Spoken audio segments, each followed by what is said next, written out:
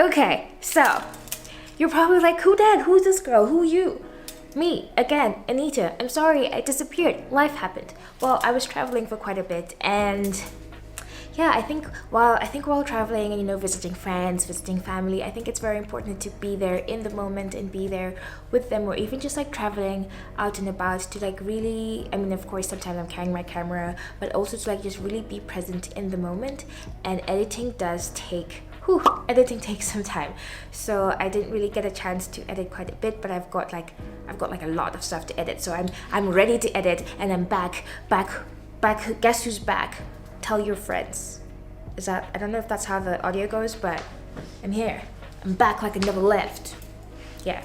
So today's video is about, well, you guessed it, it's in the title, capitalism, consumerism, to be more precise. Okay. So I was there sitting in a car. I just came back from the Aberdares. It was amazing, beautiful, green, cold, frozen. I froze. It's January. We're getting to February in Kenya, and this is like January, February are the hottest months. Okay, the hottest.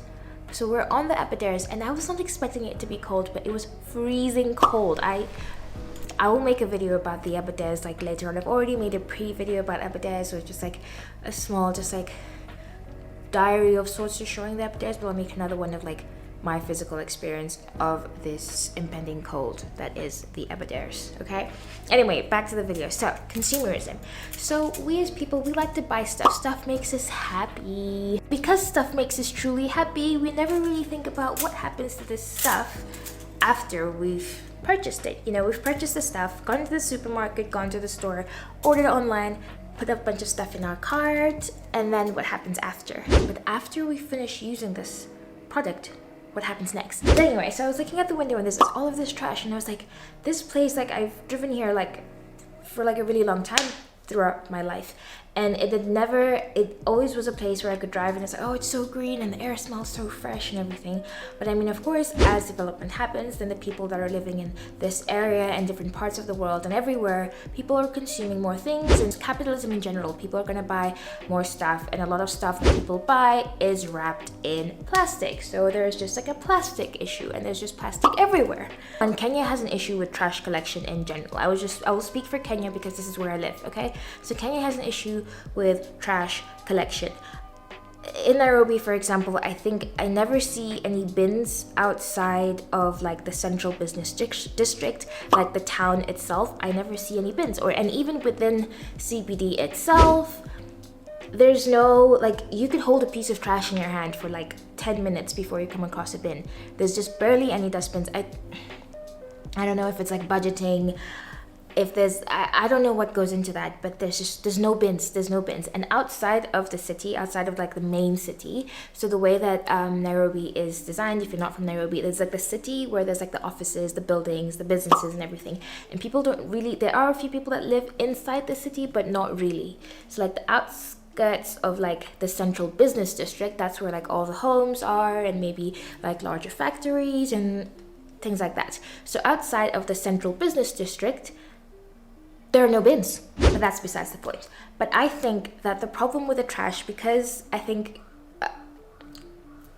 leaving it just to the governments, I think is, I don't know how easy or difficult that might be. I don't know what bureaucracy goes into that. So I think as consumers, we should hold companies accountable for their trash, because we are the consumers. We're the ones that are buying these products, right? We buy the products, we're happy with it, we use it, but it's like after that, you're left with this trash. And it's like, what do you do with the trash? With like the packaging, what do you do with it after? I think something as a consumer, which I don't know why it didn't occur to me, or I didn't realize it, or it did occur to me, but I didn't really like deeply think about it. But it's whereby if you're living in Kenya, for example, if you're living in Nairobi, the biggest dump site in Nairobi is the Ndora dump site. Right? And I feel like, I don't know if I was thinking I'm just like completely oblivious, but I didn't realize like what actually goes into it, like what actually happens there. Like, we put all of our trash in one bag and it goes to Dandora, and then there's people there that have to like physically sort through the trash and take out whatever it is that they can use. I think plastic bottles, for example, are, I think a kg, if I'm not wrong, is between 5 to 10 shillings of like a plastic bottle, and this is people like sorting through. And then when they get those plastic bottles, they then take them to these companies that have the bottles cleaned and everything, and then that's shredded and then like shipped abroad to Western countries, and then they will recycle it to make fabrics and different things from it, hence so on and so forth, right? So there is like a whole economy that goes around trash, also like metal trash, for example. But then there is trash that nothing can be done with it, you know, like clean film or clear form, like nothing can be done with this, and it's just suffocating the environment. Or whereby maybe like electronic trash, where all of these like metals and these things leak, and the batteries and everything, and all of that is like very toxic. The biodegradable trash, like the stuff like the fruits, we buy fruits, bananas, all of these things, all of these peels and stuff. But there's like children that are, you know, growing up within this like very toxic environment, and just to think that we as consumers are the mass contributors to this. We are the mass contributors to this problem, to this situation. We are the ones that are causing this. I looked around and I realized that, wow, there's so much that I consume from maybe day to day, or so much that I consume from like every single day. There's so much that I consume, and it's like one-time use plastic, or plastic that can't really be used for anything, and it just like withers away. Like I was looking at, these are grapes. I love grapes, and the way that we get grapes in Kenya, grapes or berries, we get them sold in a bunch to us like this, in this plastic, which I think is one-time plastic. I have consumed this, taken this out for 4 meals or so, but what happens to this plastic after I'm done with it? What happens to this? I'm like, what do I do with all of these coffee cups? What is the, like, how do I get this like sustainably recycled? How do I get this ethically recycled? We just need to get to a point whereby we can return trash to the brands. Because I understand that the whole, I mean, there's consumerism, and you know, you like they're selling their coffee, they're making the money, they're doing whatever they're doing, that's fine. But what happens after? What happens after I bought this product? Where does this go? Whose life does this impact? After I've bought this product, what happens to this? Carrefour, for example, well, if you're in Kenya and you order from them and they deliver it at home, they bring all of this stuff in like these green brown bags, and what the bags say at the bottom is, please return me to the rider for recycling. And this is by a company called Paper Bags Limited. I think in my previous video I talked about this, like the great shops. If you are living in Kenya, there are shops where they sell products which are not made of plastic, or products which the plastic can be recycled several times, which I think is great. So I will show you, we've already shown you, the Carrefour bags, and how, for packaging for groceries, you can return those bags to them, and I think that's amazing.